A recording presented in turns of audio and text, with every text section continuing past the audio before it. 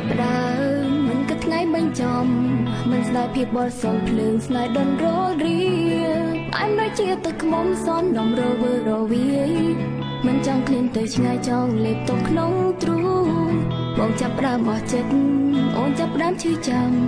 ខ្លោចអស់ថ្លើមប្រមាថឈឺជាងគេកាត់បេងដូងទាំងភ្នែកក៏មិនឈប់យំស្រមៃឃើញបងអោបអូននៅក្នុងទ្រូងអូនស្ទុះភ្ញាក់រកបងលែងចង់មានសង្សារក្រោយពេលបងក្បត់ទៅតបអូនក៏ណាប់លើកូនព្រារងាកូនដកលែងចង់មានសង្សារជឿស្ទើរឈួតម្ដង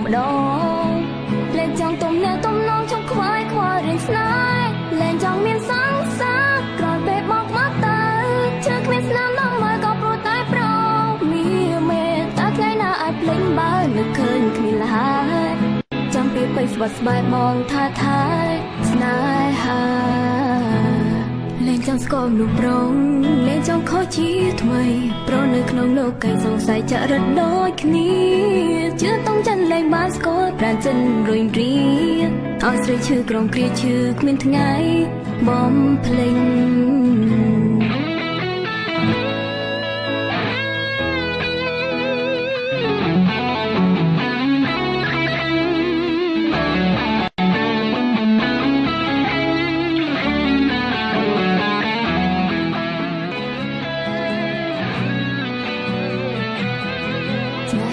ចាប់ផ្ដើមមិនគិតថ្ងៃបាញ់ចំ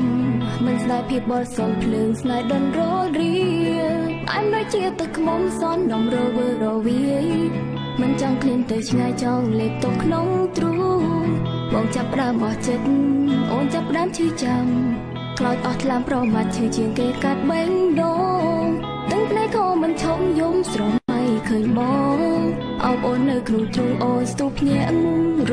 កបងលែងចង់មានសង្សារក្រោយពេលបងក្បត់ទៅតបអូនក៏ណាប់លើកូនព្រារងាកូនដកលែងចង់មានសង្សារជឿស្ទើរឈួតម្ដងលែងចង់ទំនាក់ទំនងចង់ខ្វាយខ្វល់រឿងស្នេហ៍លែងចង់មានសង្សារក្រោយពេលបងក្បត់ទៅជឿគ្មានស្នាមដល់មកក៏ព្រោះតែប្រមានមេតែថ្ងៃណាអាចភ្លេចបើនឹកឃើញគ្មានលហើយចាំពីបីស្បត់ស្បែកមងថាថែស្នេហាលែងចង់ស្គាល់មនុស្សប្រុងលែងចង់ខុសជាថ្មីប្រនៅក្នុងលោកកៃសង្ស័យចរិតដូចគ្នាជឿต้องចិនលែងបានស្គាល់ប្រានចិនរុញរីឲ្យស្រីឈឺក្រំគ្រាឈឺគ្មានថ្ងៃបំភ្លេង